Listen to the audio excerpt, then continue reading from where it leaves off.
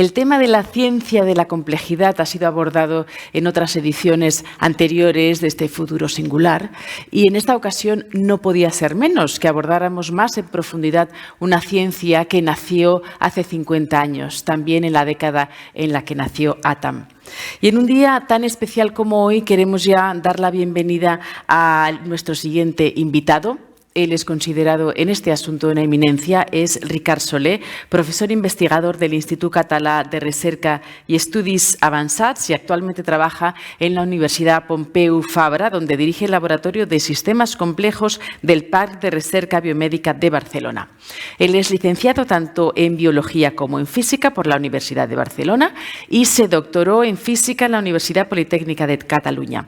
Además, es profesor externo del Santa Fe Institute de Nuevo México en Estados Unidos. Bienvenido, un aplauso. Gracias.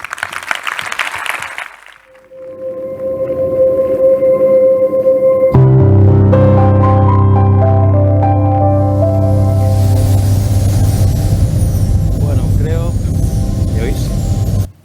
creo que las palabras futuro y singular, que voy a deshacer en dos, describen muy bien el momento en el que vivimos en la actualidad.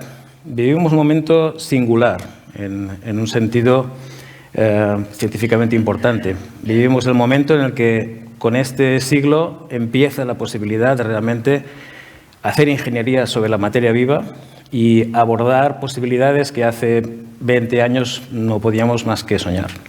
Yo os hablaré hoy de algunas ideas que han surgido de mi laboratorio, que están, veréis, a camino entre la ciencia y la ciencia ficción, pero que ya están en el laboratorio. Pero también esa singularidad comporta un futuro incierto. Vivimos también un momento en el que a toda esa esperanza de poder cambiar muchas cosas y mejorarnos, y mejorar la humanidad y mejorar nuestra sociedad, nos enfrentamos a retos muy grandes, no hace falta que lo diga. El momento geopolítico es el que es y tenemos un problema grave que es el cambio climático. Es un problema que tenemos que abordar y tenemos que resolver. Y para poneros en situación, mi investigación ha sido durante estos 30 años una investigación relacionada con de qué manera ocurren a lo largo de la evolución las grandes innovaciones evolutivas. Y nosotros como humanos, en esta cadena de grandes acontecimientos que van desde la aparición de la vida, las primeras células, la multicelularidad, nosotros aparecemos, como decía Carl Sagan, cuando él decía, imaginemos la evolución comprimida en un solo año. El ser humano aparece en el último segundo de la noche de fin de año. Estos recién llegados han sido una innovación muy importante porque con la especie humana, que es singular, hemos traído el lenguaje complejo, hemos traído una mente que es capaz de entender el pasado y el futuro y pensar los futuros nos ha hecho muy singulares y una mente que también ha sido capaz de comprender al otro, algo que ha sido fundamental, la empatía, esa empatía que tenemos, aunque a veces hay días que parece que no acaba de funcionar, es algo esencial, todo combinado nos ha hecho una especie singular. Pero tal como Ignacio decía, no podemos desligar esa evolución con la evolución reciente de la tecnología. Somos una especie tecnológica y en gran medida nuestra capacidad de transformar el mundo se ha producido ¿por qué? Porque nosotros hemos podido ir más allá de nuestro cuerpo y no solo predecir futuros posibles, sino que hemos encontrado la forma de cambiar, de crear esos futuros. Bueno, si lo situamos un poco más cerca, como decían también en la conferencia anterior, esa tecnología desde los años 50 ha sido revolucionaria en muchos sentidos.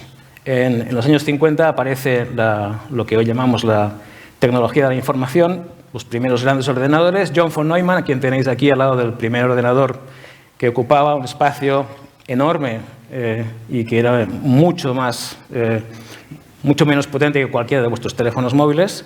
Él no solo contribuyó de manera fundamental a crear esa lógica de la computación, vuestros ordenadores tienen arquitectura de von Neumann, sino que reflexionó sobre el problema de por qué el ordenador, aquellos ordenadores de entonces, por qué el ordenador falla porque sus piezas son poco fiables cuando el cerebro sigue funcionando aunque las neuronas se mueren.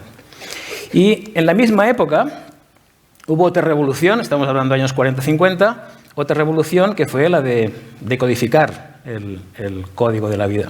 Curiosamente, estas dos grandes avenidas del conocimiento se interconectaron entre sí y no es casualidad que en la biología molecular las palabras información, transcripción, traducción se adoptaran inmediatamente a partir de la teoría de la información.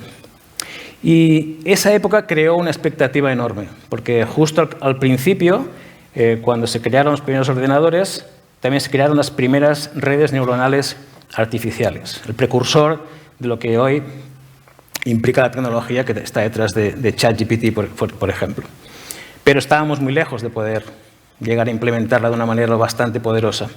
Y también con la decodificación del código genético surgió la idea de si podremos llegar a manipularlo. Pasó mucho tiempo antes de que eso pasara, pero en aquella época también surgió la idea de que podríamos hacer una ciencia de síntesis, que no sea una ciencia descompuesta en diferentes áreas, y la cibernética, y Norbert Wiener aquí en la fotografía fue su gran padre fundador, la cibernética fue el primer intento de crear una teoría de los sistemas complejos. El colectivo de la cibernética, y os animo a que leáis la historia porque es fascinante, reunió por primera vez a matemáticos, a físicos, a médicos, a biólogos, en un solo colectivo que intentó plantearse qué hace especial la materia viva, qué hace especial nuestro organismo. Y la idea de homeostasis, la idea que surge con más potencia para intentar hablarnos de que para entender la vida necesitamos entender el sistema y cómo ese sistema mantiene su estabilidad. Pero poder cambiar eso requería una tecnología que se tuvo que desarrollar, como todo pasa en ciencia, con cierto tiempo. Y la gran pregunta es si podemos rediseñar nuestro organismo, que los autores de ciencia ficción soñaron durante muchos años, ya está aquí. En ciencia ficción esta idea se ha utilizado mucho. Esto, imágenes de la película Blade Runner, donde en particular sale este personaje, un bioingeniero, que nos habla de la capacidad de poder crear ojos, ¿vale? Crear ojos, yo cuando vi la película pensé, bueno, esto realmente es ciencia ficción, ¿no? Pero una reflexión interesante que les hago a mis estudiantes cuando nos acercamos a este problema, mis estudiantes de ingeniería biomédica, es qué hace diferente, pensando en un ingeniero, una máquina de un sistema vivo, ya sea una célula, ya sea un individuo. Y hay muchas cosas que lo hacen diferente. En algún sentido uno podría pensar que una célula en el fondo es como una máquina, recibe señales de un mundo externo, responde a esas señales de cierta manera y podemos representar parte de eso como una especie de computación. Pero por otra parte la biología tiene algo que la hace muy singular y es que vive en un compromiso constante de crear y destruir, de regular y asegurarnos que no pasa nada. El cáncer, por ejemplo, que son los ejemplos que más utilizo yo, es la disrupción de un proceso de constante compromiso entre crecer y regenerar y asegurarnos de que las cosas no van a equivocarse, a fallar, de controlar, a inhibir, a parar. Y la disrupción de eso es lo que crea la enfermedad. Y es importante que eso lo entendamos desde el punto de vista de los sistemas. Bueno, una cosa que revolucionó por completo el panorama fueron la tecnología de células madre. Inesperadamente, resulta ser que esas células singulares que hay en nuestro organismo, que se pueden diferenciar en cualquier cosa, que nos permiten ser un día una célula y al final ser un ser complejo, podemos conseguir mediante una tecnología ahora cada vez más eficaz, poder tomar una célula de la piel de una persona, diferenciarla en una célula madre, ¿vale?, que es una célula que puede hacer cualquier cosa, ponerla en un contexto adecuado y en ese contexto, ¿vale?, donde podemos, insisto, manipular con mucha precisión cada vez más, con CRISPR, por ejemplo, la expresión celular, nos podemos encontrar con que podemos crear lo que se llaman los organoides. Los organoides han sido una revolución importante, una revolución en marcha, está casi todo por hacer, pero también fueron una sorpresa. Quizá no para los que hacíamos sistemas complejos, pero fue un poco una sorpresa porque cuando uno, por ejemplo, pone esas células madre en el medio adecuado y ese medio adecuado es el medio que tiene factores de diferenciación que se necesitan para construir un ojo, lo que ocurre es que las células que van apareciendo no son simplemente células de la retina o del cristalino. Esas células hablan entre sí y de forma autoorganizada, de forma automática, sin que el ingeniero haga nada, crean estas estructuras que son precursores, por ejemplo, de ojos. Algunas son estructuras que en realidad son pequeños órganos, como un páncreas, un hígado, que pueden hacer parte de la función que vemos. Y en algunos casos, que han dado lugar a demasiadas expectativas, como el caso del cerebro, son esos minicerebros en los que no hay que esperar nada muy inteligente, pero son una ventana única para acercarnos, por ejemplo, a las enfermedades del desarrollo del cerebro, a las que no teníamos ningún acceso posible. Y aquí es donde entra la otra parte de la bioingeniería en la que trabaja mi laboratorio, aunque nosotros hemos sido teóricos durante muchos años y en algún momento vimos la oportunidad de hacer un laboratorio experimental y para horror de la gente de nuestro edificio, pues lo hicimos. ¿La biología sintética qué es? Bueno, es como la hija adolescente de la ingeniería genética. A principios de este siglo se empieza a desarrollar una nueva forma de, vamos a decir, de editar los circuitos biológicos, de forma que hemos conseguido un montón de avances haciendo ¿qué? Pues especialmente poniendo dentro de células genes o componentes génicos que pueden ser de especies absolutamente diferentes, de virus, de mamíferos, de lo que sea, para que esas células que nunca hubieran hecho ciertas cosas las hagan. Se comporten de manera diferente, se diferencien de manera diferente, o por ejemplo, puedo dar un ejemplo que está ahora en pleno desarrollo, crear bacterias que pueden reconocer de manera específica células tumorales e inducir un mecanismo para eliminarlas, ¿de acuerdo? ¿Por qué este campo es tan interesante, tan excitante? Porque, como os decía antes, ya no estamos en la época de Mary Shelley, de la posibilidad, tal vez, de construir o modificar la vida. Ya estamos ahí. Y os quiero dar un ejemplo de una cosa que hemos hecho nosotros, para que veáis que, además, hay que intentar realmente ser innovadores. Nos solemos inspirar en la tecnología, la electrónica, por ejemplo, o nos solemos inspirar en lo que vemos en las soluciones de la evolución. Os voy a enseñar un ejemplo de algo que no se inspira en ninguna de las dos cosas. Os pongo el ejemplo de la electrónica, aquí se ha mencionado anteriormente, porque ese ha sido el ejemplo que ha inspirado, en gran medida, una buena parte de la biología sintética. Como nosotros queremos diseñar células que hagan funciones, una forma muy bien conocida de hacer funciones es la electrónica digital, crear un circuito que para ciertas entradas tenga ciertas salidas, ¿de acuerdo? No voy a ir a los detalles porque esto no es lo importante, pero por ejemplo yo querría hacer una célula, aquí tenéis un circuito celular específico que es muy fácil de hacer. Tengo dos señales, esas señales afectan a dos genes, esos genes dan lugar a dos proteínas, esas proteínas se pegan entre sí y entonces si se pegan activan otro gen. Ese gen puede ser una proteína fluorescente, que me va bien para saber lo que ha pasado, o puede ser algo que haga una funcionalidad. Para los que estéis familiarizados, esto que os he enseñado es una puerta lógica. Una puerta lógica es una puerta AND y simplemente es un componente fundamental. ¿Por qué es interesante? Porque, como acababa de decir Ignacio antes, la gran revolución tecnológica que hemos vivido, que ha transformado nuestras vidas profundamente, viene a caballo de la electrónica, sobre todo de una capacidad extraordinaria de poder combinar. Podemos crear esos pequeños circuitos, las puertas lógicas, y luego unirlas entre sí. Y simplemente combinándolas, y ahí tenemos toda una teoría matemática preciosa, ¿qué podemos hacer? Cualquier cosa. Y de hecho, con una sola puerta lógica, una sola clase, podemos construir un ordenador entero. Vale. Lo hacemos en biología. Hacemos células que tengan más y más y más circuitos y podemos hacer una célula que sea como un ordenador, por ejemplo. Bueno, ahora os enseño lo que nosotros hicimos, ¿vale? Que nos enseña una lección importante. Y es que el diseño puede no inspirarse en nada que conozcamos. Imaginemos que quiero hacer este circuito. Insisto, no es importante este circuito concreto. Solo quiero que veáis cuál es el problema.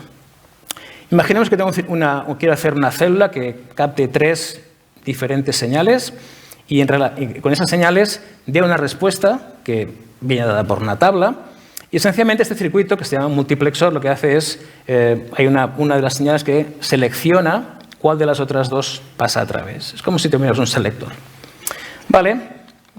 Yo puedo ir a la pizarra, es lo que hacemos casi siempre, voy a la pizarra, me dibujo el circuito que podría ser un candidato, luego tengo que hacer la ingeniería, claro, y bueno, ahí tenéis un ejemplo. ¿Dónde están los cables? Bueno, cada bolita que tengo aquí en la proteína, que tiene una flecha que va a parar a un gen, eso es un cable. En un circuito electrónico, los cables son todos iguales, ¿no? Claro, los cables de cobre, por ejemplo, todo es lo mismo.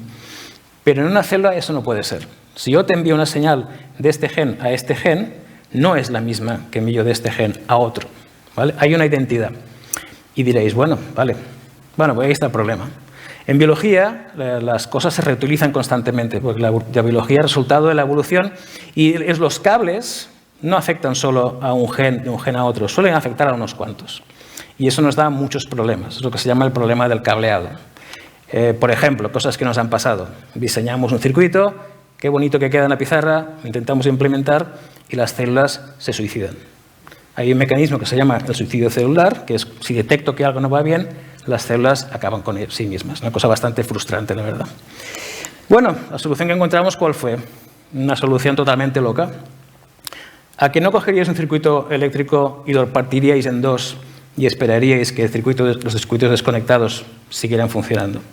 Bueno, pero si lo hacemos aquí y lo que hacemos es diseñar dos células, no una, y si en una de las dos células esa señal que yo quiero que salga funciona, doy por bueno que el circuito hace la señal de salida, que sería un 1, ¿vale? Y si ninguna de las dos lo hace, es un 0. Algo tan simple como esto resuelve automáticamente el problema. Pero hay que cambiar el chip. Hay que cambiar el chip. Esto la evolución no lo hace, no puede llegar ahí, y no es diseño tecnológico. Pero lo bueno es que a partir de nuestra aproximación hemos pasado de lo que tenéis abajo serían los circuitos convencionales creados por combinación.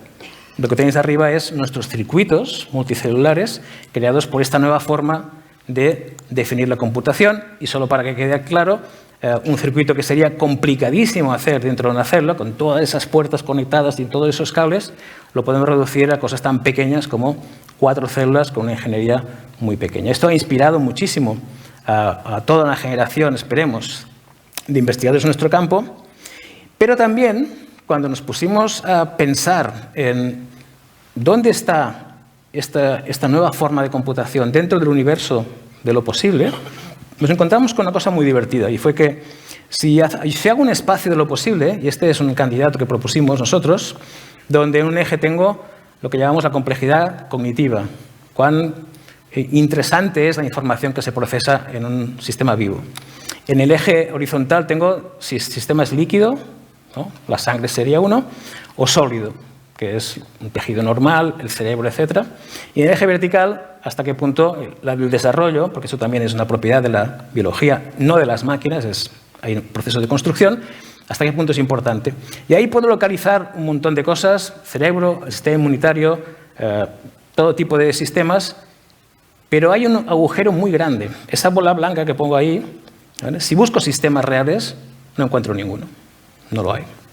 Eso suele ocurrir en estos espacios y nos dan pistas importantes porque puede ser que la evolución prohíba que lleguemos ahí, pero no significa que nosotros no podamos llegar ahí. ¿De acuerdo? La computación distribuida que os he explicado antes es un ejemplo.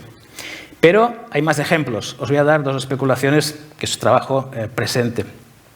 Si yo os pregunto, dame una lista de órganos de vuestro cuerpo, sería fácil, ¿no? Enseguida me diríais, pues, los riñones, pulmones, el hígado, etcétera, etcétera. Pero ¿podríamos imaginar un órgano que no existe? ¿Podríamos construir un órgano que no existe? Algo que pudiéramos crear a partir también de la combinación de células madre más biología sintética, que nos permitiera abordar enfermedades que ahora mismo no podemos abordar.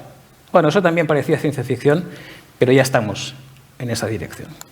Y lo mismo pasa, última especulación de esta parte, con la posibilidad de ir aún más allá. Podríamos crear colectivos sintéticos celulares, que podrían ser también órganos o organoides, que tuvieran propiedades que podríamos llamar inteligentes. De aquí nuestra inspiración ha venido de un área que hemos trabajado mucho también, que es de la inteligencia colectiva. En la naturaleza no solo hay nuestros cerebros, hay toda una biosfera que ha sido también modificada a gran escala. ¿Y quién lo ha hecho? La inteligencia de los insectos sociales, ¿vale? Todo un mundo en el que nos intentamos inspirar y en el que estamos solo ahora empezando a rascar la superficie. Pero ya os puedo anunciar que hay posibilidades tremendas de de realmente encontrar cosas muy valiosas. Siempre que enseño este vídeo pienso que nadie me está escuchando, así que lo vamos a saltar. Y la segunda parte, doy un salto muy grande en la escala, ¿vale? Es otra línea de investigación que espero que os parezca interesante e inspiradora, que tiene que ver con una escala mucho mayor. Recordad que al principio os decía, un problema que tenemos, un reto singular que tenemos es cómo abordamos el problema del cambio climático, ¿de acuerdo? Bueno, el problema es importante y hay que ser conscientes de ello porque está produciéndose una aceleración del proceso. Todavía tenemos la ventana de oportunidad. En este artículo que escribimos con mi colega de Princeton, Michael Levine, especulamos que ahí tenemos esos 30 años por delante, ¿vale? Pero esos 30 años tienen que ser 30 años realmente de acción. ¿Por qué? Pues porque si os doy la lista, no quiero deprimir a nadie, pero os doy la lista de cosas que están pasando, pues es preocupante, ¿no? Recuerdo un libro que leí hace como 20 años que decía los arrecifes de coral, la mitad habrá desaparecido hacia el 2050. Eso ya ha pasado, ¿vale? Estamos en esta situación y hay que hacer algo. Antes de deciros mi solución, la solución de mi laboratorio, avisar de que la idea es no que estoy proponiendo un technological fix. Hay que hacer muchas cosas, pero la tecnología es necesaria. La geoingeniería es una posibilidad que está ahí. Veremos hasta dónde nos llega. En este campo es capturar el CO2 de la atmósfera, pero también crear máquinas que de alguna forma reduzcan el efecto del calentamiento, ¿vale? Pero hay que crear las máquinas.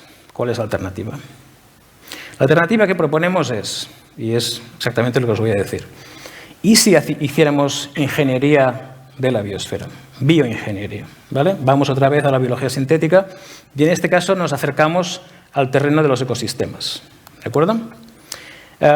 Esta idea la propusimos hace ya más de 9 años. En mi primer artículo le puse como título Bioingeniería de la biosfera y el editor me dijo, ¿sabes qué? Vamos a ponerle un interrogante porque así queda como más suave, ¿no? Bioingeniería de la biosfera. Pero bueno, la verdad es que hemos estado trabajando muy en serio, modelos computacionales, modelos matemáticos. Más recientemente ya nos hemos acercado a los primeros experimentos. ¿Cuál es la propuesta? Antes de decir esa propuesta, ya que de hecho Ignacio también lo ha mencionado, esta no es la primera vez que vamos a intentar hacer algo así a gran escala. Ya lo hemos hecho. Los humanos, eso que en ecología llamamos los ingenieros del ecosistema. Hemos transformado la biosfera a gran escala porque hemos controlado los flujos de materia y energía. ¿De acuerdo? Bueno, esta transformación ha hecho que el 90% largo de los ecosistemas del planeta hayan sido cambiados por los humanos, ¿vale? Una gran parte, de hecho, son monocultivos. Y incluso podemos ver nuestra historia, y este es un libro que a mí me gusta mucho de Fernández Armesto, como una historia ecológica del cambio y de la civilización y el cambio. Bueno, en este caso, ¿por qué tenemos que plantearnos esto? ¿Y en qué escenario lo podemos plantear? Uno de los que nosotros estamos estudiando muy de cerca, con colaboración con ecólogos de mucho prestigio, ecólogos de campo, hasta ingenieros y gente que trabaja en inteligencia artificial, son los sistemas áridos. ¿Por qué? Bueno, son más del 40% de los ecosistemas del planeta. No penséis en desiertos, hablamos de ecosistemas con vegetación, ¿vale? Donde vive más del 30% de la población mundial. Y los áridos van creciendo. Hacia 2050, si no cambian las cosas, la mitad de los ecosistemas terrestres serán ecosistemas áridos. Y tienen un problema añadido. Estos ecosistemas, toda la evidencia de la que disponemos, indica que experimentarán cambios abruptos, ¿vale? Y eso es otra lección importante que hay que aprender, que la hemos aprendido de la fisiología humana. Cuando uno tiene hasta 38 de fiebre, está mal, ¿no? Cuando estás a 39, empiezas a tomar medidas, seguro. Cuando estás a 40, estás en riesgo. Nadie habla de, bueno, cuando estés a 41 grados, ¿no? Porque estás a 41 grados, se habrá acabado. Hay umbrales en sistemas complejos en todas las escalas. Y en ecología en particular, sabemos que hay umbrales que tienen que ver con la respuesta rápida de los ecosistemas a los cambios graduales, por ejemplo, ¿en qué? Pues en la falta de precipitación, en estrés que puede venir de muchos ámbitos, de la polución. Esos puntos de no retorno es algo que tiene que cambiar nuestra percepción del riesgo. No vivimos en una biosfera en la que todo puede ir muy mal y cuando ya nos demos cuenta de que todo está muy mal, podremos retroceder. Hay que hacerlo antes. Bueno, inspirados en esta idea, y este dibujo que tenéis aquí, de esta superficie que se pliega, da un poco esta intuición de que yo voy cambiando las condiciones de mi ambiente, ¿no? Este estrés ambiental, y por ejemplo veo que tengo vegetación, la vegetación se mantiene, va cayendo de forma continua, pero hay un punto en el que eso cambia de manera abrupta. Eso ha pasado en el pasado. ¿Y cuál es nuestra propuesta? Nuestra propuesta es la siguiente. Imaginemos que está basada en ideas que vienen de la combinación de diferentes disciplinas, no solo de la biología sintética, sino de nuestra experiencia en ecología de comunidades y del conocimiento que tenemos, por ejemplo, de qué forma ecosistemas diversos son capaces de repeler a los invasores y mantener la homeostasis de las especies que están dentro del sistema. Nuestra idea es, imaginemos que tengo mi ecosistema, el suelo, donde hay un microbioma extraordinariamente complejo, y que elijo una especie que está allí. Esto es importante, porque esa especie ha coevolucionado con el resto del ecosistema y, por tanto, mantiene toda su homeostasis con el resto de las especies que hay allí. La aislamos y hacemos ingeniería. ¿Qué hacemos exactamente? Pues ya veremos, pero la idea es, imaginemos que modificamos algo para que secrete una molécula, que quizás sea una molécula nueva, que permita capturar un poco más de humedad. Cuando digo un poco más, no lo digo de forma forzada. No hay mucha agua tampoco en esos sistemas, ¿no? Sí, pero un poco más en estos sistemas sabemos que se puede amplificar muchísimo, ¿vale? Que la respuesta puede ser altamente no lineal. ¿Para qué serviría esto? Bueno, serviría para que cuando he modificado esta especie y la devuelvo a mi sistema, si todo va bien, lo que esperamos que ocurra es que aparezca una simbiosis nueva. Esta especie que hemos introducido, o esta cepa que hemos introducido, actuará mejorando la calidad del suelo, porque permitirá que haya un poco más de humedad. Esto debería ayudar a las plantas a fijar más carbono y aumentar la cubierta vegetal, lo que revierte en mejorar la calidad del suelo, lo que revierte en mejorar la calidad de la comunidad. Si no nos equivocamos, y esta es la idea que pasa, esta especie de conexión cooperativa debería ser capaz de hacer ¿qué? Pues ese pliegue que os enseñaba antes, quizá lo podamos eliminar o quizá lo podamos alejar, ¿vale? Y todo lo que necesitamos, sobre todo ahora mismo, es tiempo. Esta es la idea que planteamos y os quiero insistir en que el trabajo que hemos hecho de estos años de analizar diferentes modelos de diferente complejidad, todos apuntan a que el resultado que proponemos es robusto, tiene la idea de hacer exactamente lo que parece que queremos hacer. Modificar un ecosistema vivo, no terraformar Marte, modificar ecosistemas de aquí. Con una gran ventaja, no tenemos que construir las máquinas. Nuestras máquinas se autorreplican, ¿vale? Los sistemas vivos se autorreplican y se expanden. La idea es, si esto funciona, el propio sistema llega a la escala que tiene que llegar. ¿De acuerdo? Bueno, y este es un camino de dos direcciones. No trabajamos en una idea totalmente aislada de la investigación biomédica, al contrario. Como ya sabéis, nosotros no somos en realidad una especie. Esa idea de que somos una especie única la estamos abandonando. ¿Por qué? Dentro de nosotros, en la piel, llevamos miles de especies de bacterias. Tenemos muchísimas más bacterias que células humanas en el interior, en particular en el intestino, que han, otra vez, coevolucionado con nosotros, donde podemos percibir la marca de lo que también se nos hablaba en la charla anterior, ¿no? Hemos inventado el fuego, hemos cambiado las pautas de alimentación, las revoluciones tecnológicas han dejado una marca porque nosotros venimos de esa especie que nos mencionaba Ignacio, que hace 12.000 años empieza a cambiarlo todo. Pero mantenemos cosas de la evolución anterior, mucho más primitiva, dentro de nuestro organismo. Y en particular, ese microbioma que tenemos dentro, que establece un diálogo constante con el sistema inmunitario, con el cerebro. Cuanto más sabemos de él, más nos damos cuenta que algunas enfermedades que no entendíamos, y hay un espectro muy amplio de enfermedades, están relacionadas con eso. Lo cual es una gran esperanza, porque manipular el microbioma es algo que nos podemos plantear y que ya estamos haciendo. Mi colega Marc Güell, que está trabajando allí en el Centro de Regulación Genómica en Barcelona, ya está trabajando en esta idea de intervenir sobre enfermedades de la piel, utilizando ¿qué? cepas manipuladas genéticamente del microbioma y al parecer la cosa va con éxito. El diálogo que podemos hacer entre lo que nosotros pretendemos, ese microbioma a gran escala, y este microbioma a la escala humana, creo que puede generar una ciencia realmente muy relevante. Lo mismo ocurre con el tema de las ciudades, no me voy a expandir aquí, pero la ciudad es un sistema árido, de hecho, es un sistema que es parte del problema, pero debe ser parte de la solución. Y una de las ideas que estamos jugando también es la posibilidad de modificar el microbioma de la ciudad, cambiar esa diversidad, porque podría intervenir de forma muy importante sobre nuestra salud, pero también sobre cómo hacer que las ciudades sean una parte de esa biodiversidad que poco a poco estamos perdiendo. Solo comentar, porque estamos súper contentos con esto, por fin conseguimos financiación y estamos empezando la fase experimental en microcosmos, apoyados por el Laboratorio Europeo de Biología Molecular, y el primer día que recibimos muestras de suelo, tengo que decir que nos sentíamos como niños con un pastel. Ahí estamos. Bueno, ¿qué pasará en este futuro singular? Estamos realmente en un punto importante. Tenemos que saber qué hacer, tenemos que pensar en el planeta como un planeta que hemos dicho que esté algo enfermo y que tenemos que curar. Pero la posibilidad está ahí, la posibilidad creo que está ahí. O puede parecer que esto es una idea de ciencia ficción y que puede ser difícil hacer ese futuro real, pero a mí me gusta mucho esta frase de Dennis Gabor, de que el futuro puede que no se pueda predecir, pero los futuros se pueden inventar. Gracias.